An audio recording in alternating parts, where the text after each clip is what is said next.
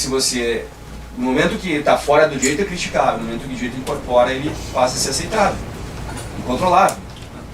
E aí temos um problema.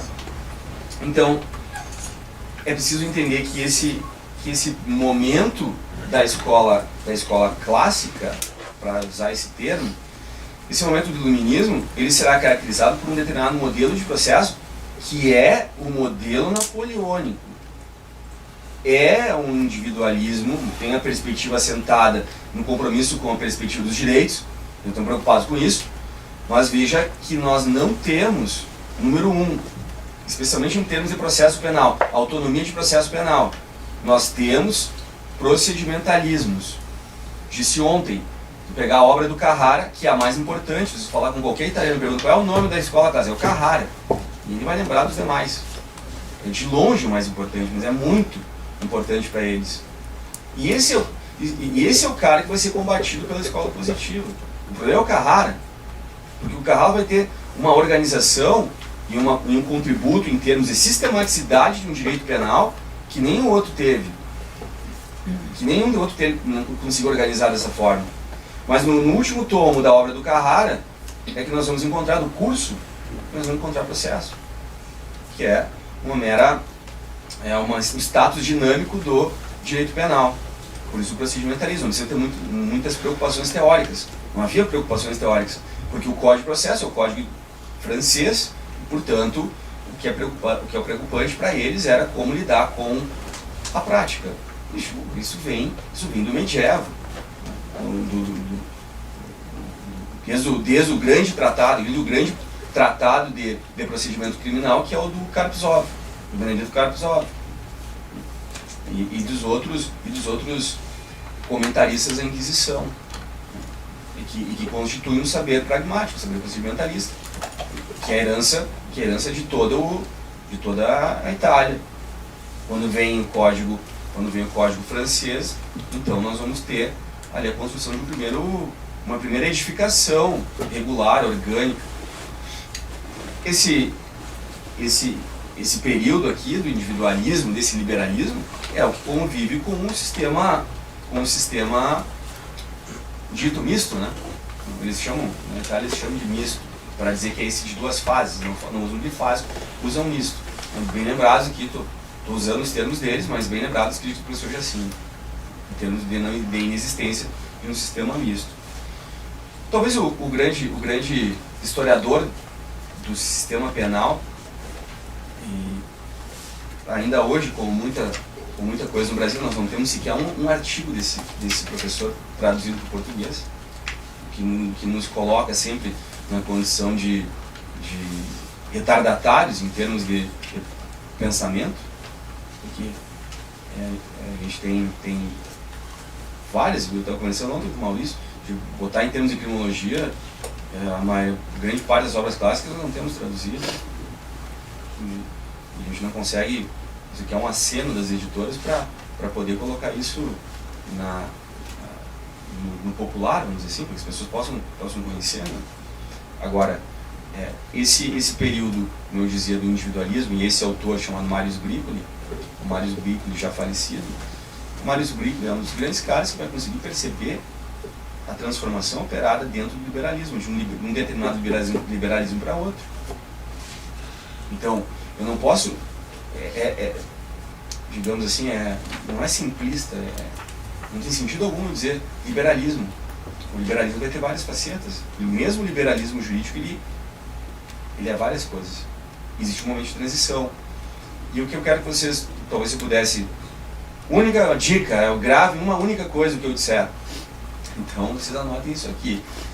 Esse liberalismo, que vai se transformar no elemento, no humus de codificação fascista, ele é sempre justificado a partir de uma continuidade.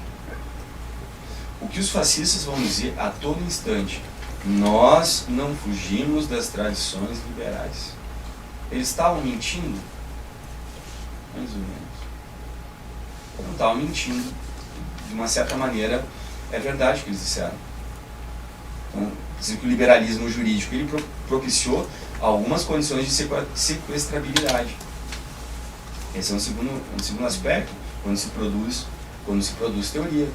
Se produz teoria que se quer asséptica, uma teoria asséptica é uma teoria apta a ser sequestrada. Então, se uma teoria apta a ser sequestrada, diria vocês, politicamente não é imprestável. Quando se presta qualquer coisa, é imprestável. Ou seja, quando você escreve alguma coisa e você permite que isso que você escreveu possa ser utilizado para as mais distintas coisas, então não vale nada. Ou seja, é um self-service, né? Um buffet acadêmico. Isso não existe teoria que não seja politicamente comprometida. É uma questão de honestidade acadêmica, inclusive. Dizer, não, eu não estou pensando nos problemas políticos envolvidos na minha teoria. Ou é mentira ou é pior. Então é um intelectual alienado. Isso é pior. Mas, de novo, essa passagem de um modelo para outro, ela vai encontrar no que se chama de tradição algo que vai permitir se alimentar. E a primeira abordagem, daí porque eu não faria uma abordagem hermenêutica, porque não existe hermenêutica sem tradição. E o que eu estou dizendo aqui é que eu preciso abolir a tradição, eu preciso abandonar determinada tradição. Isso é doloroso, vai ficar sem chão também. Tem riscos? Tem riscos. Que não tem riscos, né? Mas eu digo a vocês que é melhor uma aposta no futuro do que ficar na retórica conservadora, como diz o Albert Hirschman, né, da perspectiva do futuro incerto. Inclusive esse foi o argumento da lei dos pobres inglesa. Não, mas isso vai complicar as relações sociais. Então é melhor manter tudo como está, óbvio. Embora essa perspectiva em relação ao futuro, ela seja uma perspectiva justificada, desde que você saiba em relação àquilo que a gente está movimentando. Cautela, ok, mas não mudar porque isso vai assumir riscos, não dá. Esse liberalismo político, ele vai ser um liberalismo politicamente anêmico. O liberalismo jurídico, esse que fala o Sbrickle, esse que o Sbrickle vai detectar, será um liberalismo politicamente anêmico.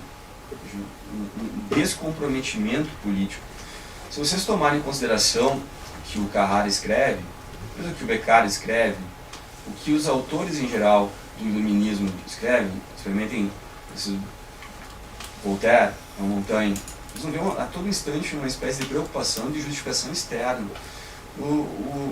O Ferraioli fala sobre isso no capítulo 5º de Direito e Razão, quando ele fala numa perspectiva heteropoética. Eu não gosto desse termo, mas porque lembra o autopoético, né?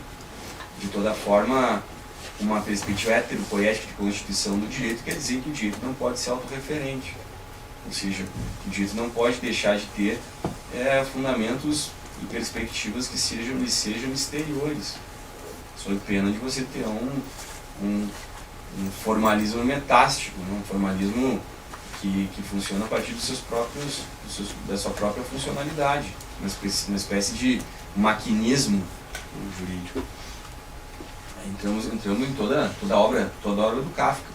Toda a obra do Kafka vai nesse sentido, de uma máquina onívora, né? que acaba produzindo o que produz. O Kafka escreve, não acabou lá, tá. Segue em continuidade.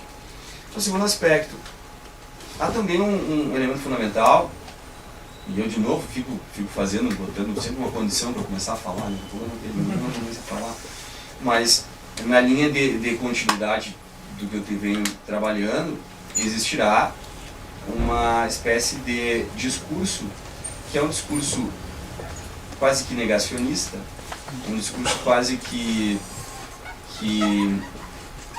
negacionista no sentido de isentar todos os juristas das responsabilidades, e que aparece numa espécie de chamada de teoria do freio, teoria do efeito de frenagem.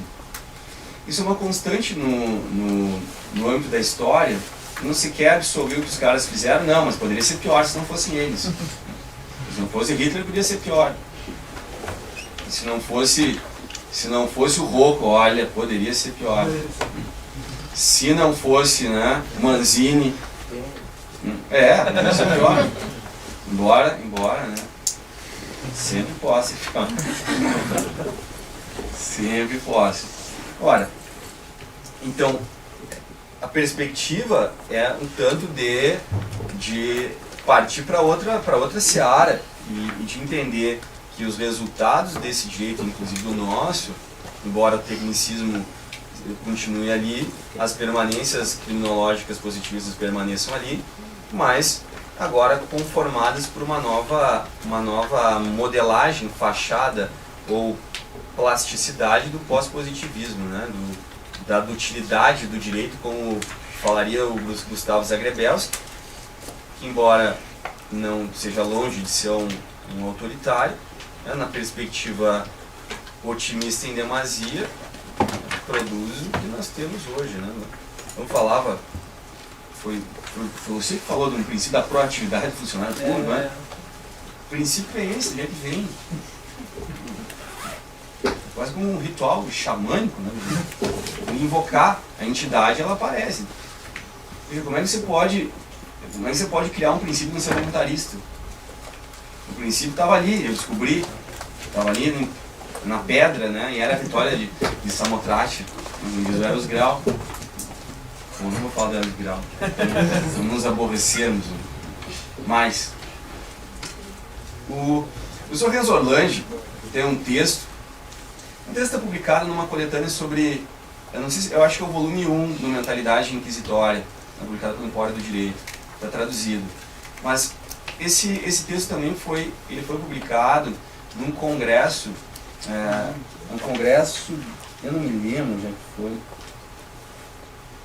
eu acho que é o Congresso de Milão, não é o Congresso de Milão, não vou me lembrar agora, mas é um congresso na Itália para discutir autoritarismo e fascismo entre historiadores e processualistas. Metade historiadores e metade processualistas. Coisa que no Brasil a gente não faz. A gente não faz isso. Isso. Quando é história do direito, é só de história do direito. Então, e geralmente não tem nem historiador. A história do direito é um campo, né, específico dominado pelos juristas. Ou seja, o cara cria um campinho ali para poder jogar tranquilo. De toda forma, o Renzo Orlandi, ele abre essa coletânea está, se vocês forçarem a barra, conseguem baixá-la no PDF. Ela está publicada pela Gilfrey, né, que é a editora de Milão, e se chama Direitos Individuais e Processo Penal na Itália Republicana. E conta com vários artigos fantásticos. Nesse especificamente, então, do Renzo Orlandi, o Renzo que vai estar em Porto Alegre, né? A gente está trazendo ele para dar um ciclo de conferências em dezembro, agora. O Renzo tem esse texto traduzido. E ele divide, né, de forma a poder conseguir enxergar os movimentos reformistas na Itália em três fases. Mas essas três fases são organizadas a partir de três elementos que me interessam. Um elemento que ele chama de situação político-social, o estilo doutrinário e o cenário da reforma.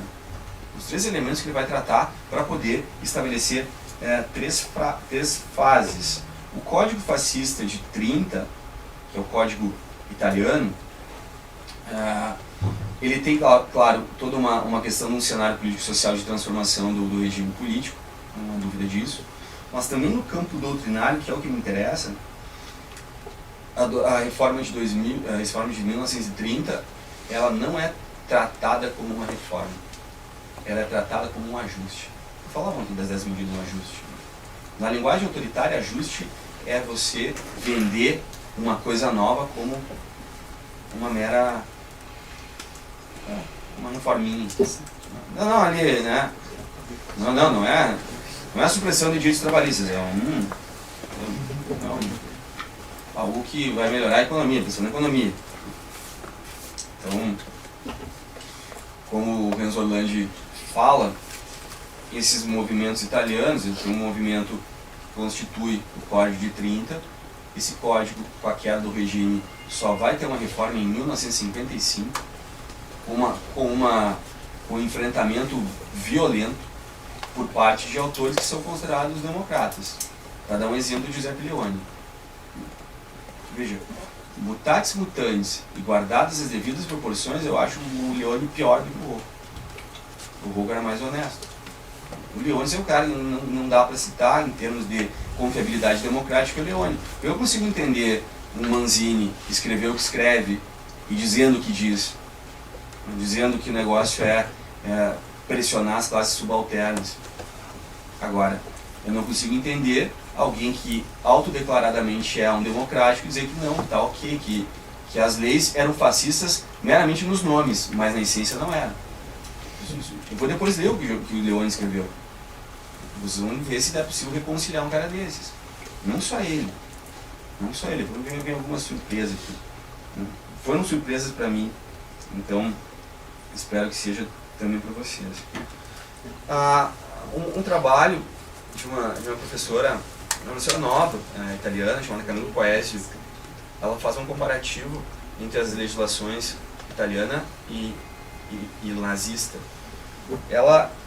A Camilla Poesio, ela vai dizer assim: tiveram 5 condições para a deterioração em que era então considerado o Estado de Direito a partir dos liberais, como Carrara, e o surgimento desse novo liberalismo transformado no fascismo. Ela vai dizer assim: primeiro fundamento, se você quer verificar como funciona um sistema fascista, veja o funcionamento das prisões cautelares. Se esse fosse o único, eu não precisava nem avançar, eu fechava aqui e vamos embora. Embora seja, né? Eu preciso justificar que eu falar mais. Porque eu falava ontem que se você quer entender como se constitui alguns determinados saberes de processo penal, você tem que estudar como se constitui o direito administrativo.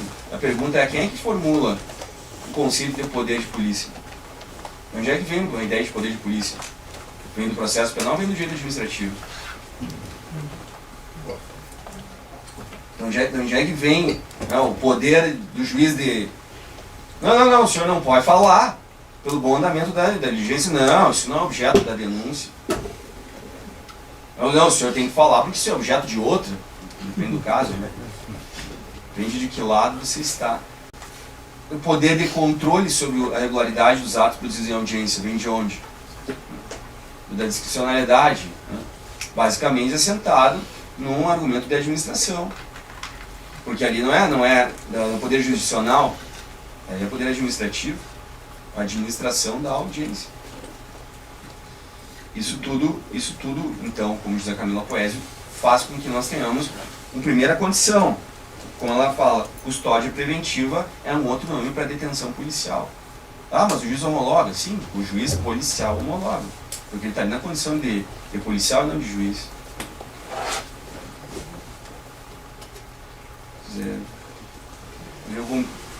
Veja só, se vocês... Em 2012, 2013, 2012, eu conduzi uma pesquisa com os alunos sobre o Tribunal de Justiça do Rio Grande do Sul. Obviamente eu já sabia que eu ia encontrar, o que eu ia encontrar, embora não no grau. Para surpresa, de todas as apelações criminais investigadas, em que houve decretação de qualquer tipo de prisão, seja ela flagrante, temporária ou preventiva, em todos os processos, exceto os do júri, que eu não posso verificar porque não tem fundamentação, então não tem validade científica, mas todos eles, 100% dos casos, são quase 300 casos, houve a manutenção da prisão transformada em definitiva. Tem prisão flagrante ou preventiva, tem condenação. Nesse período no Rio Grande do Sul, então, a condição de pesquisa foi ter a rastreabilidade da decisão. Então, eu peguei todas as apelações criminais em que eu tinha acesso a despacho da prisão, a sentença e o acórdão. 100% de condenação. Tanto quer dizer o seguinte, que a sorte do cara está lançada naquele instante. Depois o que a gente faz é dar um jeito de... se chama tendência confirmatória. Em termos de psicologia da formação do convencimento. Por isso que os caras, quando um cara do marketing liga para vocês, ele não pergunta: você quer um pacote completo da... O senhor fulano, o senhor poderia falar, se você disser assim, tu vai escutar aquele troço. Se não sabe o que é verdade, porque é uma pesquisa feita dos caras da publicidade, era assim, alguém ia pedir dinheiro para fazer uma ligação, porque esqueceu o celular. Quando a abordagem, se o senhor tem horas, poderia passar as horas? A pessoa dava as horas, olha, aconteceu isso, eu poderia me dar um dinheiro para eu poder ligar. Uma ampla margem favorável a quem fazia abordagem pelas horas. Inclusive, veja, é engraçado porque até o assaltante, o cara vai te assaltar na parada de ônibus e pede umas horas. Você tem horas? Esteja assaltado. Dá o relógio. Até o assaltante tem noção de marketing. Mas quando a pessoa pediu dinheiro diretamente, há um índice muito mais alto de infiltração, isso chama tendência confirmatória. Então está ligada também a toda a questão da pesquisa coordenada pelo Ben Schunemann, em que os juízes foram analisados sobre as impressões primeiras e a impressão primeira é confirmatória. Então isso é um ponto fundamental. Faltaria no Brasil um direito à cognição. Então, uma cognição do meu processo, não que você ratifique aquele troço que você já fez. Por isso, enquanto mais avançado o processo está, mais difícil você consegue converter em alguma outra coisa. Claro. Então, qual é a vantagem de atuar no inquérito policial? A vantagem de atuar no inquérito policial é que você já sabe o que vai ser condenado. Porque se você não atuar ali e não desfazer aquela... Isso para não dizer ainda que vem com a presunção de regularidade dos atos da administração. Ainda tem gente que fala isso. Não, a policial é regular. Então, tem toda essa base. A Camila Poese então fala das medidas preventivas. Ela vai dizer no segundo. Ela chama de enfraquecimento do aparato judiciário e subordinação à polícia. Claro que isso aconteceu de maneira literal na Itália, na Alemanha. Você tem uma atuação policial, é uma polícia sem polícia. Então, quem determina de fato os procedimentos de condenações são as polícias, especialmente a SS, polícia de polícia. Agora, está dizendo que o judiciário e a polícia são a mesma coisa? Se você entender que o judiciário age hoje regulado por princípio de segurança pública, sim. A única coisa que ele faz é que ele decide um processo. Em tese é recorrível. Em tese. Mas disso Geraldo Prado escreveu um pequeno livro, um pequeno no sentido volumétrico, mas não no sentido da qualificação do que está escrito, sobre interceptação telefônica. Interceptação telefônica concedida por juízes com base no princípio de segurança pública. Esse princípio da segurança, conflito de ponderação de interesses, liberdade versus segurança, direito fundamental à segurança. Então, esses dias eu pedi uma liberdade de um cliente, não só não vai ganhar, como pelo certo, pela proporcionalidade tem que ficar mais. É o habeas corpus, né? É o habeas corpus que questiona a fiança e transforma em prisão. Não, mas ele errou. Errou. É que nem é a certa, mas ele justifica errado. Professor, meio certo, eu só justifiquei errado. Não. Você chutou e depois botou qualquer coisa. Mas a questão da reformatio impedius, a questão de um HC se converter numa prisão, numa fiança se transformar numa prisão. Terceiro, indistinção entre público e privado. Indistinção entre público e privado. Num processo de subjetivação do direito. Tudo se torna da ordem do público. Uma publicização de cima a baixo. Quarto, a negação da ideia de legalidade. Eu falei isso um pouquinho ontem. E as condições de detenção extralegais. Aqui no Brasil, a ilegalidade é o hábito, né? Olhar em Porto Alegre, os presos detidos em camburões, porque não tem mais espaço, não fica dentro do ônibus. É dentro do ônibus. Das viaturas. Ou, inclusive, das algemadas em lixeiras na frente da delegacia. essa é a condição de detenção, mas tudo dentro da lei, porque foi homologado. Está homologado. Então a pergunta é como se dá no Brasil. Então veja que não há nenhuma, não há nenhum questionamento de uma dobra de legalidade, a ilegalidade que é a regra. Pensar nas condições dos cárceres brasileiros, você vai poder dizer que tudo que você fizer ali é legal.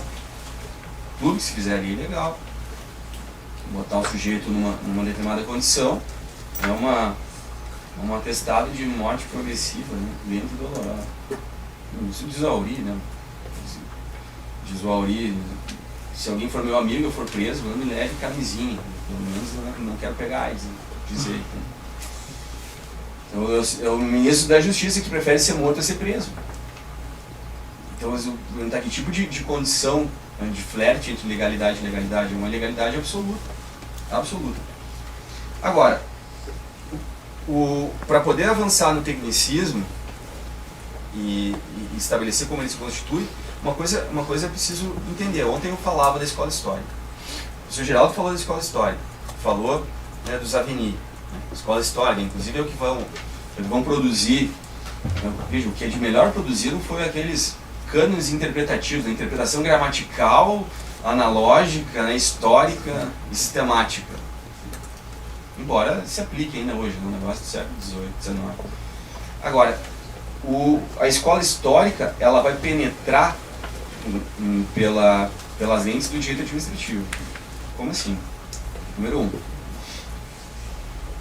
Os caras que vão escrever sobre direito público a partir da escola histórica, que se começa no âmbito germânico, então vocês vão encontrar ali, especialmente o Jelinek, que para mim seja o mais expressivo deles, o cara que escreve sobre os status de direito, status libertatis, status civitatis, status subjectionis, vai dividir os direitos subjetivos a partir de status do sujeito. Essa fórmula do publicismo germânico é uma fórmula no qual se tentou construir uma teoria geral do direito a partir do direito privado. Eu disse isso antes, se vem do romanismo, eles não pensem que os romanos estão preocupados com a coisa pública, no sentido de formulações de conceitos de direito público. Não existe isso. Os romanistas, os caras estudam direito romano, mas eles precisam formar uma teoria de direito público, de direito internacional público, de direito de constituição do Estado, direito administrativo. O direito administrativo nasce uma tentativa de explicação pelos conceitos públicos, de relação, de obrigação, de dever, de direito. Isso tudo vem e se tenta construir uma teoria do direito público a partir do privado. Então, aqui ainda a gente está apenas num deslocamento, mas esses autores escrevem e vão formular uma teoria uma pretensão de universalidade, como ciência, uma ciência universal do direito, a partir desses conceitos. Quando esses autores escrevem, então a Itália vai se abeberar desses autores, o faz a partir também da constituição de uma teoria publicística, de uma publicística italiana. Justo porque no início do século XX nós vamos ter um momento de conformação e confirmação da unificação italiana. Esse período da unificação italiana. Isso é fundamental, ter uma teoria pública do direito. Quem são os grandes autores nesse momento? Ora, o principal deles eu disse ontem, o Vittorio Emanuele Orlando. O Orlando é fundamental, mas não só ele, Santi Romano, que rivaliza com o Norberto Bobbio na discussão sobre teoria do ordenamento. O Santi Romano imaginando uma concepção pluralista de direito, pluralista autoritária. Diverso do Bobbio, que é um liberal iluminista que tenta, de forma racional, pensar o direito. Não à toa o Bobbio escreve o prólogo ao Direito e Razão do Ferraioli, dizendo que o poder tende à expansão, a função do direito é conter o poder. Essa é uma perspectiva de enxergar o fenômeno público. Outro autor, Oreste Ranelletti, outro administrativista. Esses autores vão ser os principais autores a formular os conceitos de legalidade na administração e o poder de polícia. E a transição do movimento de administração para a jurisdição é a transposição dos conceitos da administração para a jurisdição.